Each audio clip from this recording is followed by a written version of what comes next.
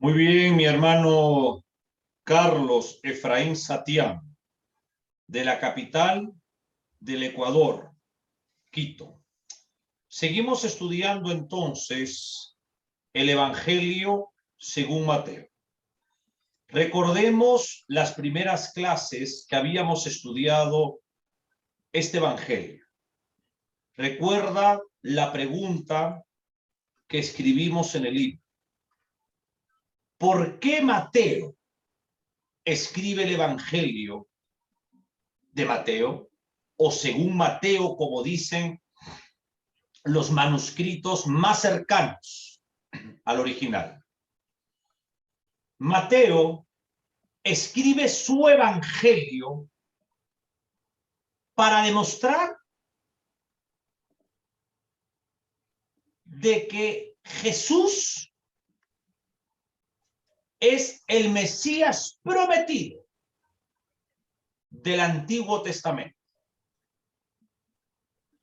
Por lo tanto, él está escribiendo a judíos, no a gentiles. Por eso, en el capítulo 1, mi hermano Carlos comienza con la genealogía de Jesucristo.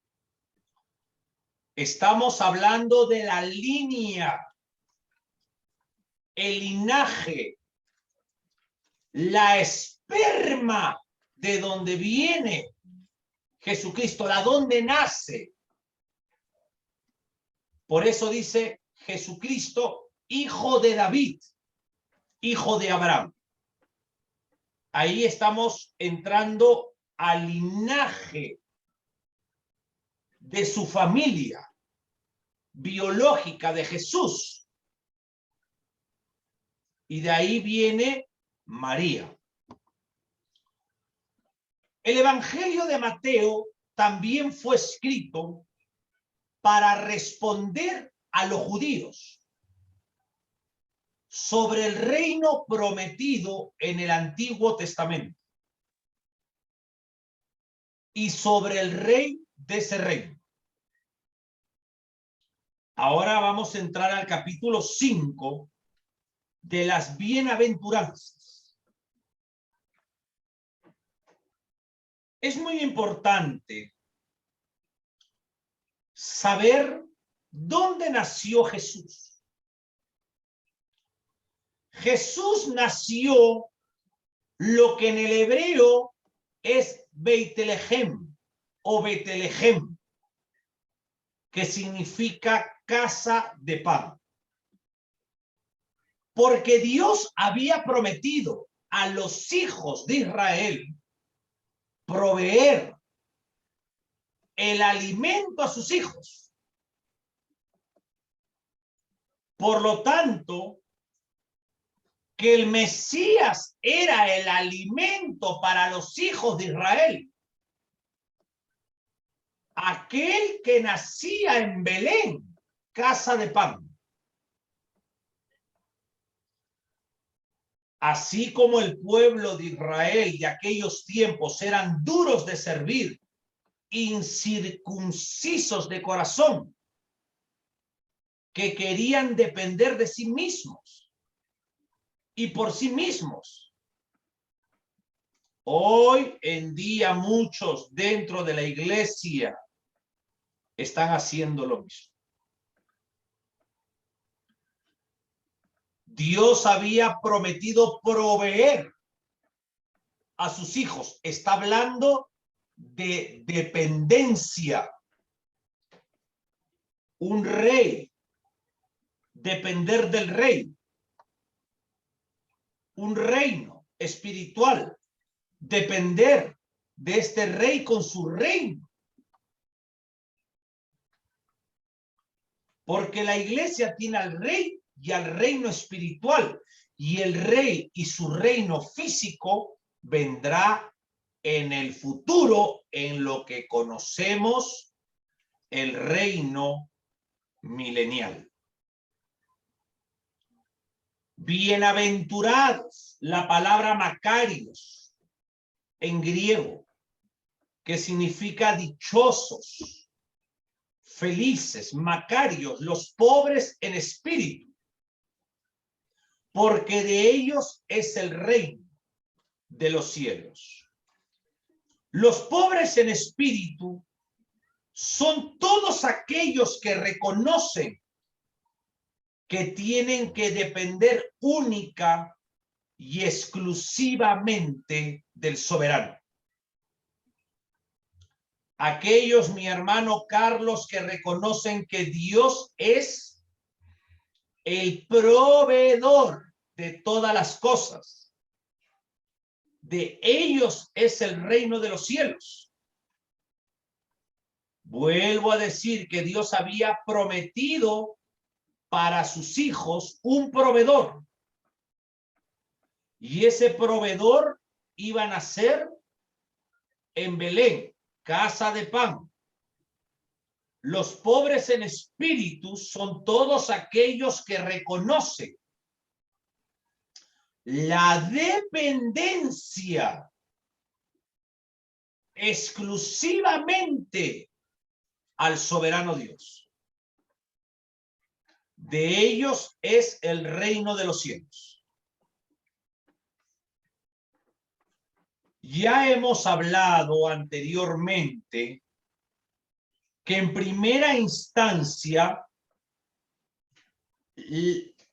las bienaventuranzas de Mateo son para los judíos.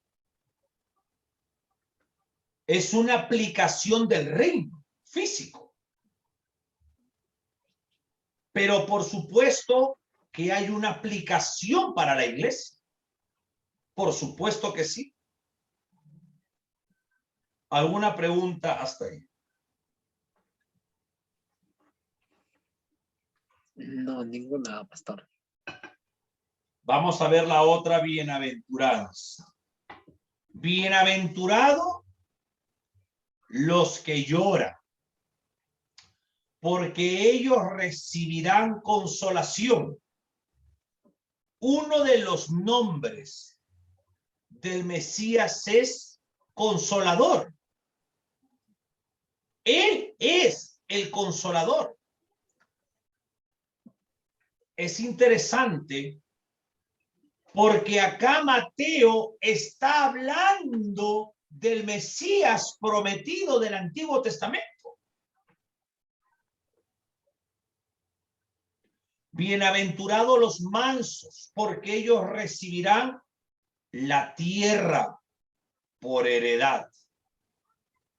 Y el Salmo 37:11 dice: pero los mansos heredarán la tierra y se recrearán con abundancia de paz. Nosotros los gentiles, ¿esperamos alguna tierra, mi hermano Carlos? No, pastor. Es una promesa que Dios le dio a Abraham, la tierra prometida.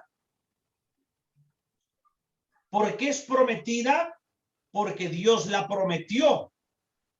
Y eso desde aquel entonces ha estado avanzando para la formación de Israel.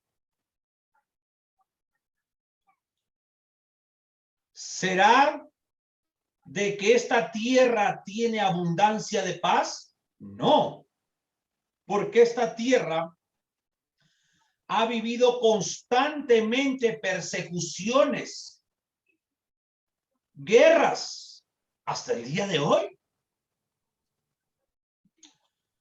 El Altísimo Dios tiene dos pueblos. En el Antiguo Testamento, el pueblo de Israel. La niña de sus ojos. A ellos se les dio promesas terrenales. Y a nosotros se nos ha dado promesas celestiales. Bienaventurados, macarios, los mansos, porque ellos recibirán la tierra por heredad, con abundancia de paz, dice el salmista en el 37, versículo 11. Quiero decirte, ¿sabían cuál era el concepto semita sobre la vida eterna? Bueno, ese concepto semita era vivir en esta tierra prometida para siempre, llenos de bendiciones de Dios. Ahora, la idea era de un mundo más allá, un mundo metafísico. Este es un concepto greco-romano de la vida. No es el concepto semítico. El concepto semita era vivir en la tierra para siempre. En una tierra prometida de justicia, de paz y de prosperidad con el Rey Mesías. Amén. Pero el concepto greco-romano era de un mundo más allá, un mundo metafísico de la vida. Pero el pueblo de Israel, bienaventurados los que tienen hambre y sed de justicia, porque ellos serán saciados. Una de las palabras claves del reino es justicia. Él en aquel entonces, Jehová, será llamado Jehová justicia nuestra en el reino milenial. Y dice que Él nos vestirá. Él los vestirá. Y los recubrirá con la copa de justicia. Ahora, nosotros vivimos en un mundo de injusticia. Los judíos viven en un mundo de injusticia. Pero un día los judíos y el mundo tendrán al rey justo que reinará. Y es donde brillará la justicia, mi hermano Carlos. Y déjame decirte algo, que Cristo es el sol de justicia. Otra bienaventuranza, bienaventurados los misericordiosos, porque ellos alcanzarán misericordia.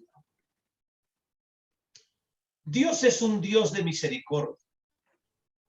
Y en el Antiguo Testamento, las palabras Emet y Geset son palabras hebreas. Son dos palabras que se usan para hablar de la misericordia y de la piedad y de la gracia compasiva. Mira qué interesante. Dios es un Dios misericordioso. Dios es un Dios compasivo. Dios es un Dios benevolente. Sus hijos, los súbditos de su reino, no importa en qué época vivan, sino que deben de reflejar esas características del soberano. Mi hermano, la idea bíblica está en que Dios es el soberano. Y nosotros, con todos los miembros de su reino, somos sus vasallos. Por lo tanto, nosotros, Carlitos, debemos de reflejar el carácter de la vida de Dios en nosotros, ser misericordiosos, ser piadosos, ser benevolentes, pero ser justos también. El soberano es piadoso, es misericordioso, es compasivo, es clemente, es justo. Y nosotros tenemos que aprender a tener esas virtudes. Amén. Yo sé que es muy difícil y que sea Dios ayudando. Amén. Otro dice, bienaventurado los de limpio corazón, porque ellos verán a Dios. La Biblia dice, sed santos, porque yo soy santo. Dice el Señor.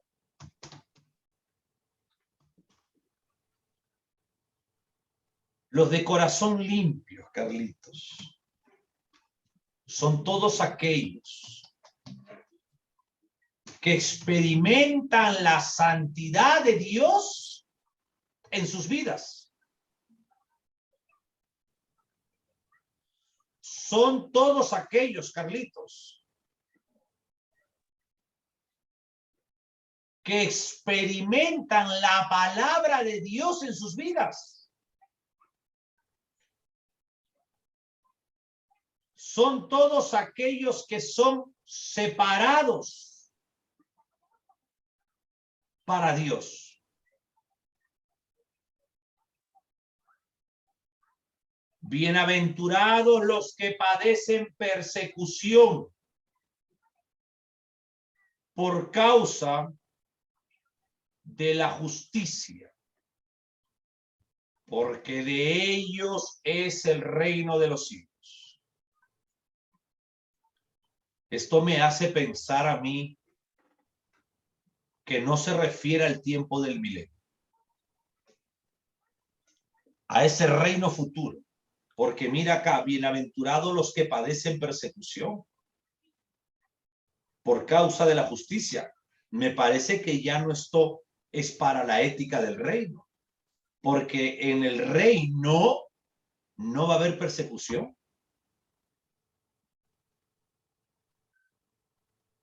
En el reino va a haber justicia y paz en el mundo. Y recuerda que Satanás va a ser atado 1000 años con sus demonios. Por lo tanto, en el ambiente espiritual va a haber paz.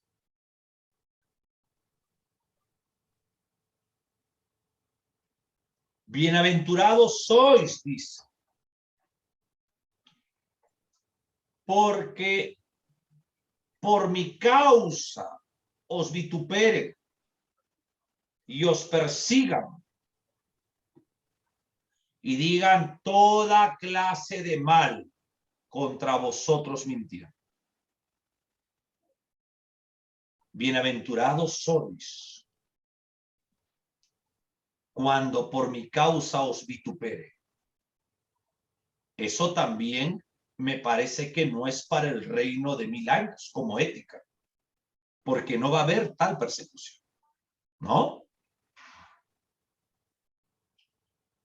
¿Estás conmigo, Carlitos? Sí, pastor. Y digan toda clase de mal contra vosotros mintiendo. Más bien en el tiempo de los apóstoles se vivió esa fuerte persecución y de la iglesia neotestamentaria, ¿no? Cuando Satanás, a través de los emperadores romanos, empezó a oprimir al pueblo de Dios.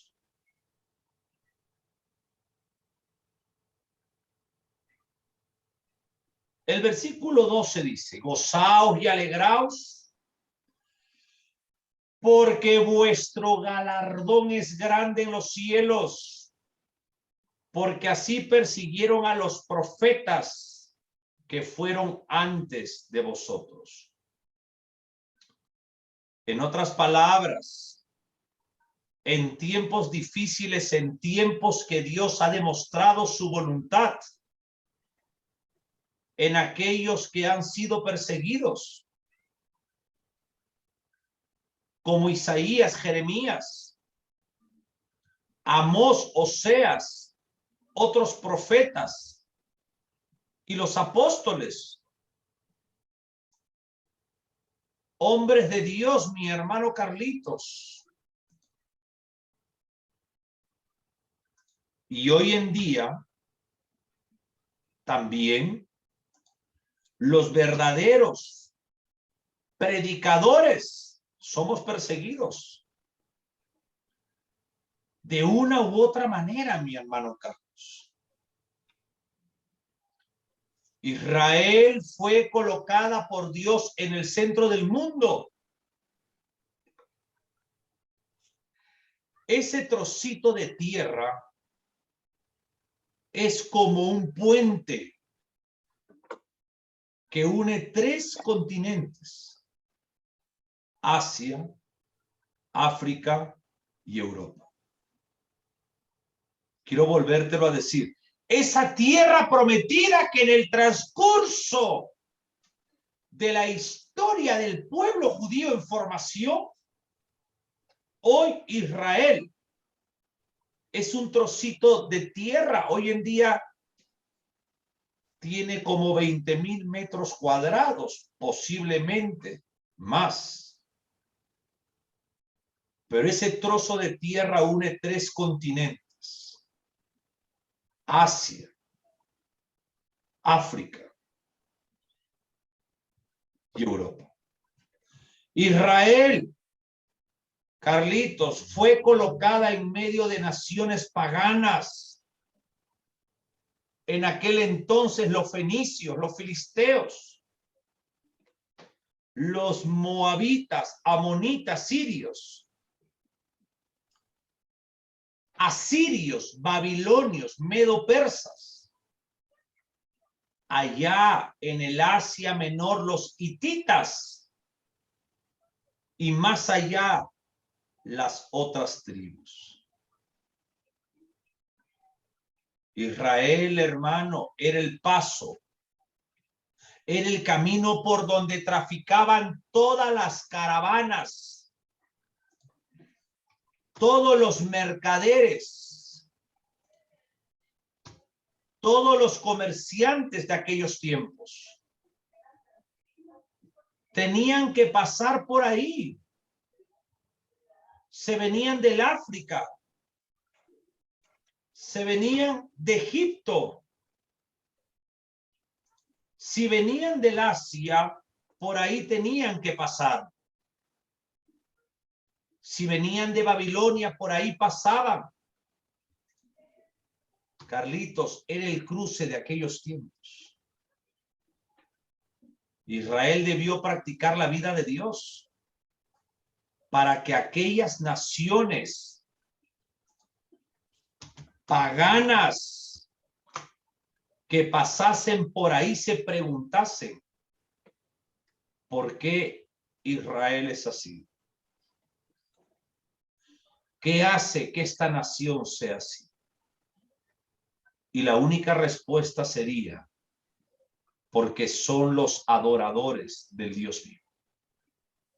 Israel debió ser la luz, pero ¿qué ocurrió? Esa luz se apagó, Carlos. Hermano Carlitos, escúchame bien. Hoy en día la iglesia tiene que ser como debió ser Israel,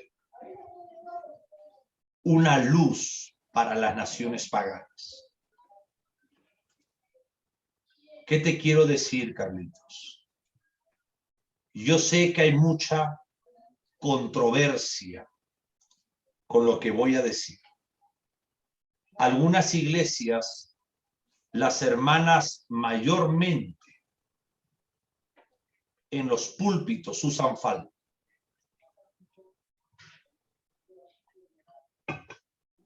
Otras no. No quiero juzgar de una manera inmadura, pero déjame decirte que es mejor siempre tener un corazón dispuesto para experimentar la vida cristiana y también mostrar externamente un cambio.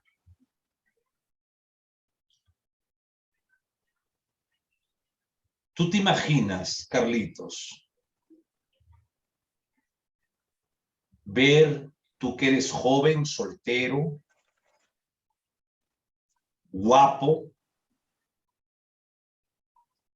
una chica con un jean apretado, escotada en la parte de arriba, enseñando su pecho abierto, pintada con aretes grandes? Si tú la vieras caminar, ¿creerías por su apariencia que es cristiana?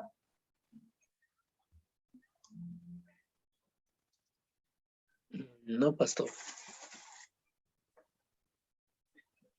Creemos que si nosotros tenemos que ser luz dentro de nuestra sociedad, nuestra vestimenta debe de ser decorosa. Decorosa. No una vestimenta indecorosa delante de la presencia del Santo de Israel. Es por eso que en el bautismo de agua, cuando viene la sepultura, que es la penetración a tapar todo el cuerpo, debe de ser sepultado lo indecoroso de la mujer.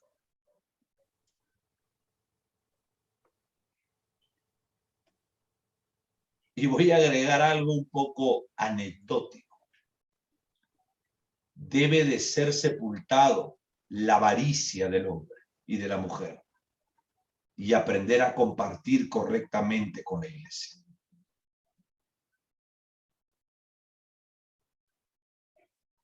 ¿Por qué sepultura? Y cuando uno sale es un avivamiento de resurrección. Hay un nuevo nacimiento espiritual. Por lo tanto, yo amo a Dios y debo de caminar con un Dios santo, actuar como actúa un hijo de un Dios santo, de un Padre santo. Amén. Perdóname, Carlitos, yo no estoy en contra de aquellas mujeres que aman a Dios, pero su vestimenta es indecorosa.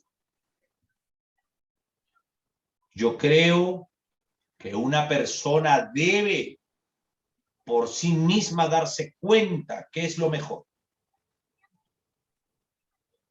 Pero sobre todo en el púlpito tiene que haber una apariencia correcta, decorosa, santa, para que el Espíritu Santo esté ahí y que sea un ejemplo del púlpito hacia adelante. Igual, yo soy de aquellos que comparte el decoro del hombre, una vestimenta formal para el hombre. ¿Por qué? Porque si el señor presidente nos invita al Palacio de Gobierno a almorzar, ¿cómo irías vestido tú? Lo más elegante posible, pastor. ¿Y qué es lo que tienes en tu ropero? Los jeans, camisetas. ¿Así irías donde el señor presidente? No, pastor. ¿Qué te pondrías? Un terno en este caso. ¿Y tú crees que la invitación a la iglesia local para ir a la casa del Rey de Reyes tendría que ser menos que eso, la vestimenta? No. Podemos pensar muchas cosas. Pero si vas donde el señor Miguel, Guillermo Lazo, mejor dicho, nuestro presidente, y vas de la mejor manera porque no irías con tu jean y una camiseta, podrías ir y te va a recibir, pero tú sabes que no es correcto en tu mente. ¿Qué más a la casa de Dios? De ir con lo mejor. Un domingo mi terno y los otros días, claro, voy formal. No voy con terno muchas veces, pero voy formal. Pero si te toca el púlpito, tienes que ir formal. ¿Por qué? Porque estamos expresando lo que hacemos con honor, con dignidad, con decoro, con formalidad. Basta del liberalismo, de la informalidad en los púlpitos.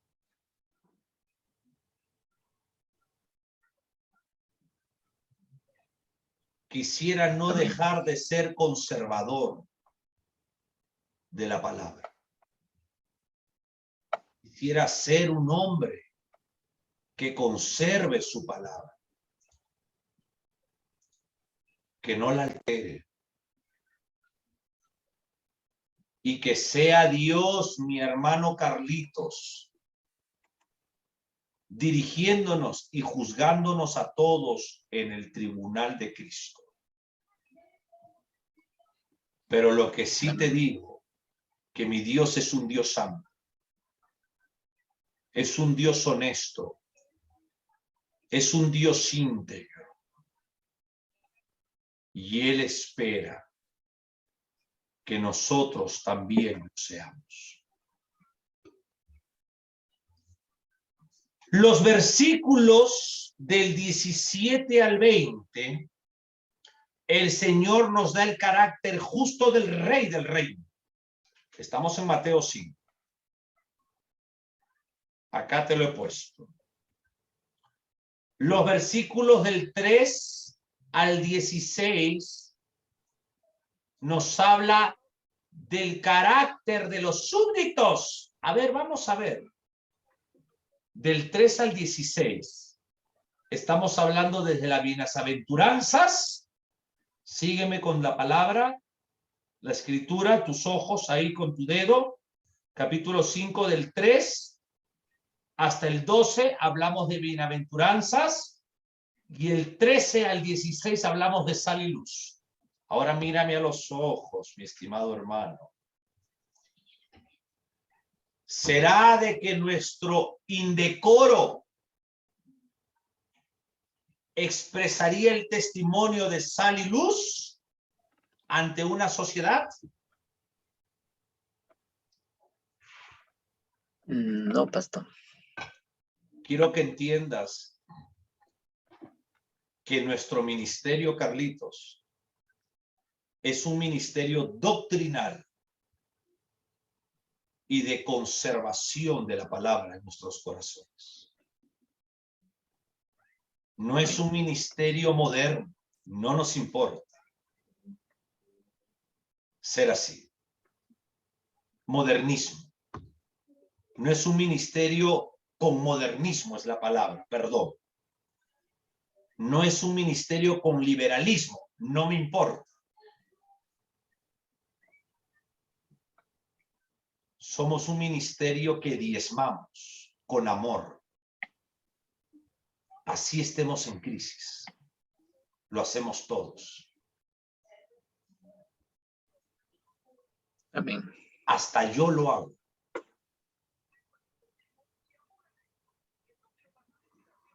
Yo he diezmado a otros lugares. Y muchas veces he separado el 30% de lo mío. Porque amo la palabra.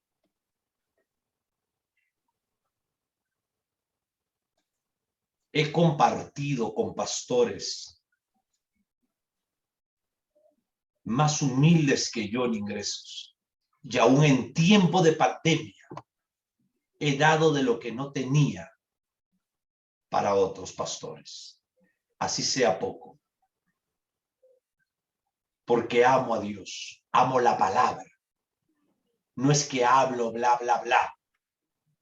No importa conocer la palabra mientras que no apliques por gratitud y en amplio porcentaje la palabra en tu vida. Así sean pastores. Prefiero no tener coinonía con personas que sean hombres con título y que no sean realmente hombres que experimenten en su carne la palabra. Así conozcan muchísimo. Realmente podrán conocer como intelecto, pero en este caso la letra los mata a ellos. Porque no saben dar, amar, compartir. Porque tienen tiempo para hacer mayores cosas y no hacen. Tienen tiempo, pueden predicar, pueden ir con la iglesia a la calle. Pueden acercarse al pobre, al mendigo, al indigente y no lo hacen.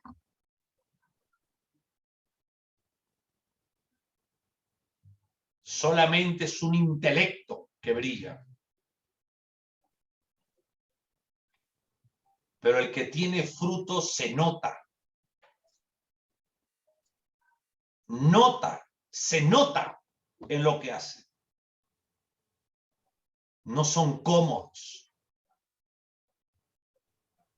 sino que es gente que siempre tiene en su corazón al prójimo, como Cristo.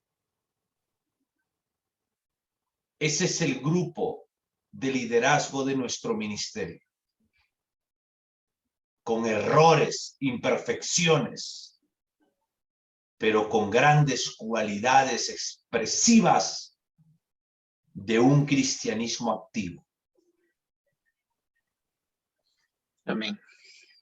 No enseño otras cosas, Carlitos.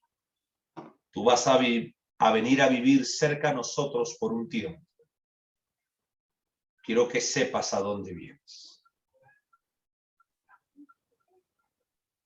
Amén. Nuestros cultos de adoración, adoramos de rodillas, 1 hora mínimo.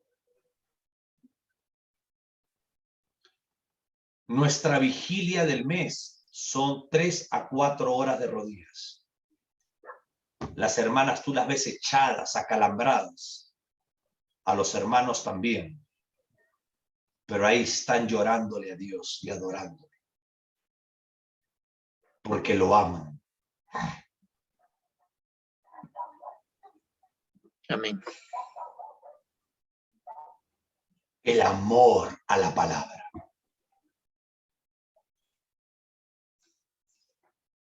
Los otros no me fijo. Me fijo en lo que Dios me dio. Y cómo me lo dio a mí. Y cómo me crió él a mí. Y cuido lo que Dios me dio.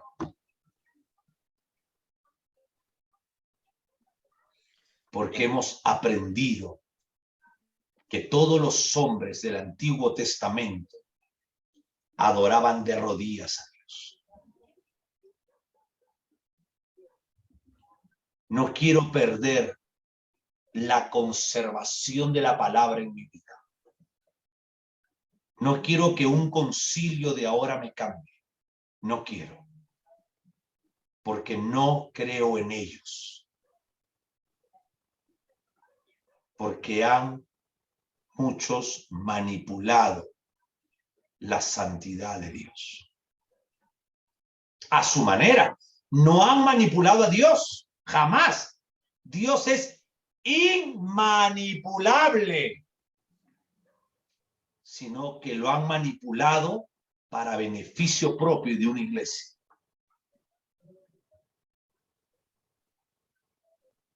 No quiero cambiar eso. Los versículos del 17 al 20 nos habla del carácter del reino. Y ese reino se caracteriza por justicia. Porque os digo que si vuestra justicia no fuere mayor que la de los escribas y fariseos,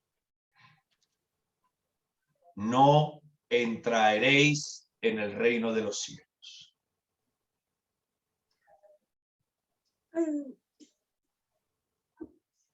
Escúchame bien.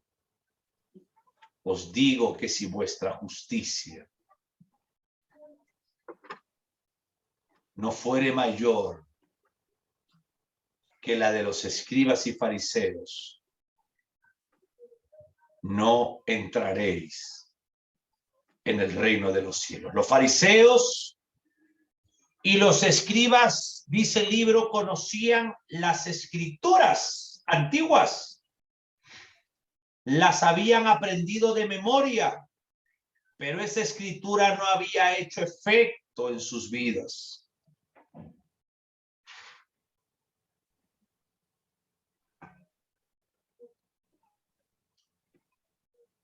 Y miremos lo que el Señor dice en el versículo 17.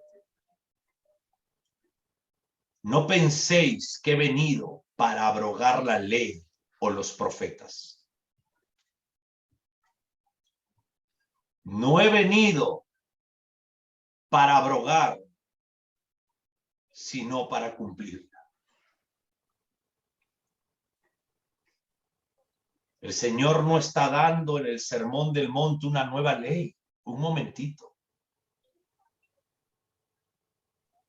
Sino que es una nueva interpretación de la ley. ¿Sabes por qué, Carlitos? Porque el pueblo había torcido la ley. Como gran pueblo cristiano ha torcido la escritura sagrada.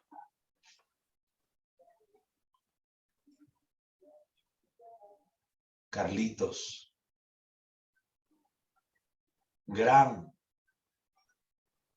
pueblo cristiano ha perdido la doctrina bíblica y las divisiones hoy en día solamente causan tristeza dentro de la iglesia. Yo acá tengo Biblias en cantidad. La Biblia de Tim LaHaye, escatológica. Biblia MacArthur. NTV. Ryle. La Biblia de la Reforma. Tengo cantidades de Biblias de bautistas, de pentecostales, de reformadores, con diferentes, en pocas áreas doctrinales, de diferentes interpretaciones. Eso es preocupante. A mí me preocupa. Dios tiene el control, por supuesto. El Señor Jesucristo tiene el candelero de las 7 iglesias. Él tiene el control absoluto de todo. Pero en mi pequeña mente me preocupa el saber que cada escritor de la Biblia en sus comentarios, con sus propias líneas de interpretación que marcan la diferencia de otras interpretaciones de estudio, tienen miles de seguidores en el mundo. y los hermanos están divididos. Y todos pelean por su verdad.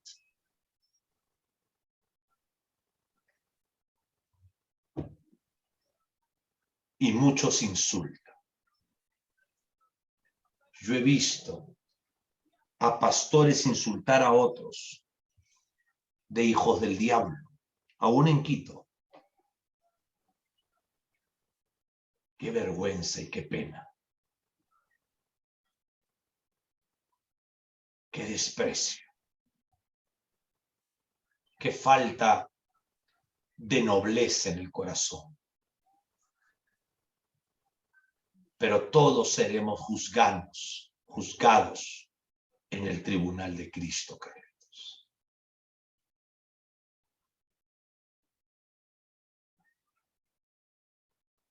No estoy hablando de herejes.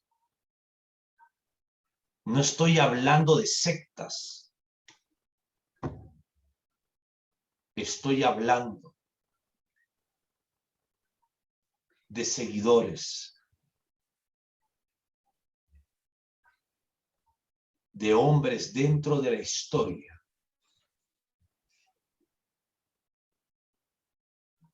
que muchos seguidores y discípulos han llegado al gran extremo de las cosas.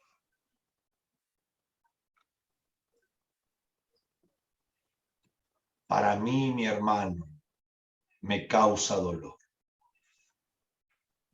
Para mí, mi hermano, me causa tristeza. Y como te dije, el Señor no está dando en el Sermón del Monte, aquí están los apuntes, una nueva ley, página 59, sino que es una nueva interpretación de la ley, porque ese pueblo había torcido la ley. Este pueblo la había interpretado mal para su propio beneficio, para su propio bien, para su propia gloria. De modo que Dios no está dando una nueva ley, sino que está dando una correcta ley. La ley del Antiguo Testamento era la ley mosaica, y particularmente esos 10 mandamientos reflejan el carácter de Dios. ¿Tú te imaginas tener a un Dios corrupto? ¿Tú te imaginas tener un Dios que no es honesto? Qué miedo tener un Dios así, porque te va a traicionar. Pero el Dios de la Biblia es un Dios santo. El Dios de la Biblia es un Dios honesto. El Dios de la Biblia es un Dios íntegro. Es un Dios de amor, un juez justo, recto, incorruptible. Un Dios de amor, un Dios misericordioso, benevolente. ¿Tú no crees que sus hijos tienen que ser como él, Carlitos, o diferente a él? Tienen que ser igual a él.